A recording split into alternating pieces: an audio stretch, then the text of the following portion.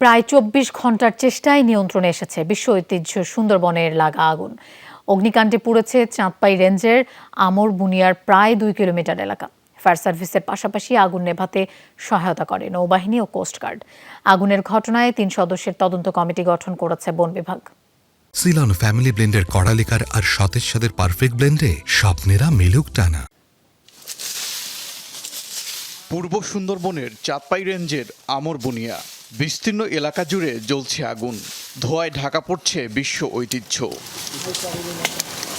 বন বিভাগের তথ্যমতে শনিবার দুপুর নাগাদ আগুনের সূত্রপাত। এরপর সময় যত গড়িয়েছে তা আরও বেড়ে যায়। স্থানীয়দের সাথে নিয়ে বন বিভাগ প্রথমে আগুন নেভানোর চেষ্টা করে, পরে ফায়ার সার্ভিসের পাশাপাশি যোগ দেয় কোস্টগার্ড ও নৌবাহিনী। ৩:৪৫ জানতে পারি, চেয়ারম্যান সাহেব আমাকে ফোন দেন যে আগুন লেগেছে। আমি তৎক্ষণাৎ জেলা প্রশাসক মহোদয়কে জানাই যে এরকম আগুনের স্প্রেড বিস্তৃতি বেশি। আমর বুনিয়া এলাকাটিতে বাঘ, হরিণসহ বন্য প্রাণীদের আনাগোনা। সেখানে কিভাবে আগুন লেগেছে তা নিশ্চিত নয় বন বিভাগ। গঠন করা হয়েছে ৩ সদস্যের তদন্ত কমিটি। বুঝতে পারছি না এখনো এটার সূত্রপাত কোথা থেকে হয়েছে।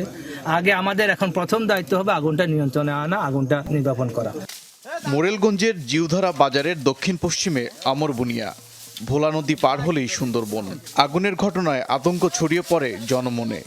প্রায় 2 কিলোমিটার এরও কম বা বেশি হতে পারে আগুন জ্বলছে। হরিণ, শুকর, বানরের অনেক ক্ষতি হয়েছে। লিবে যায়, তারপর আবার জলে মাটির নিচ থেকে জলে। অগ্নিকাণ্ডে বনাঞ্চলের ব্যাপক ক্ষতির শঙ্কা বন বিভাগের। ওবায়দুর রহমান, যমুনা নিউজ।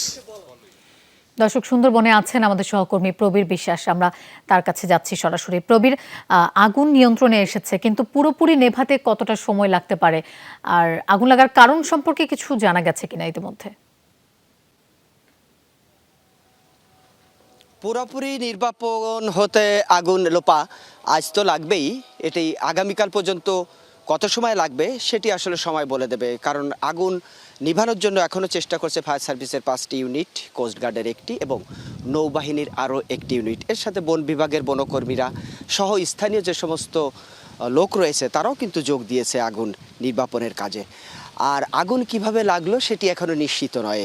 বন বিভাগের যে পূর্ব বন বিভাগের যিনি বন কর্মকর্তা রয়েছেন তিনি আমাদেরকে জানিয়েছেন 3 সদস্যের একটি কমিটি করা হয়েছে। এই কমিটি 7 দিন কাজ করবে এবং 7 কর্মদিবস পরে তারা জানাতে পারবে যে আগুন কিভাবে লেগেছে, কতটা ব্যাপ্তি লেগেছে এবং আগুনে কি পরিমাণ ক্ষতি হয়েছে। তবে বন বিভাগের হিসাব অনুযায়ী গত 2002 সাল থেকে পর্যন্ত 25টি এমন অগ্নিকাণ্ডের ঘটনা ঘটেছে সুন্দরবনে, এবং প্রতিবারই কিন্তু এই আগুনে পুড়ে যায় বিস্তীর্ণ এলাকা। এবং আমরা সুন্দরবনের সেই জায়গাগুলো ঘুরে ঘুরে দেখেছি যেখানে এখনও পর্যন্ত আগুন জ্বলছে, যেখানে গাছপালা পুড়ে ছাই হয়ে গেছে। ফলে এমন অগ্নিকাণ্ডর ঘটনার পরবর্তীতে প্রতিবারই কিন্তু তদন্ত কমিটি হয়। তদন্ত কমিটি একটি প্রতিবেদন জমা দেয়, সেখানে কিছু সুপারিশও থাকে, কিন্তু সেই সুপারিশগুলো কিভাবে কাজ হয় সেই সুপারিশগুলো নিয়ে বনকে সুরক্ষিত করার জন্য, কারণ আপনি জানেন পৃথিবীর একক বৃহত্তর ম্যানগ্রোভ ফরেস্ট সুন্দরবন, যা বাংলার মানুষের গর্ব, সেই গর্বের ধনটি এবং এই অঞ্চলের প্রকৃতির ঢাল হিসেবে যে বনটি ব্যবহার হয়, বারবার এই অঞ্চলের মানুষকে জলোচ্ছ্বাস, ঘূর্ণিঝড় থেকে যে বনটি রক্ষা করে, সেই বনটিকে কতটা সুরক্ষিত করছে বন বিভাগ সহ যারা দায়িত্বে আছে সেটি নিয়ে আসলে প্রশ্ন উঠেছে।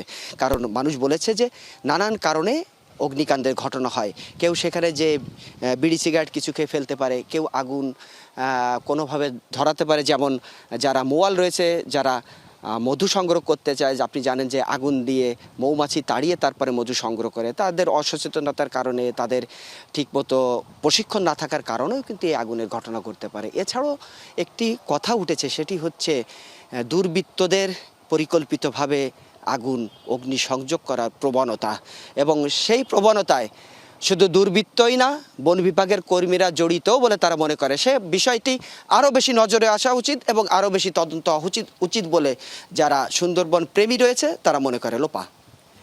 প্রবীর, আপনাকে ধন্যবাদ আমাদের সাথে যোগ দেওয়ার জন্য।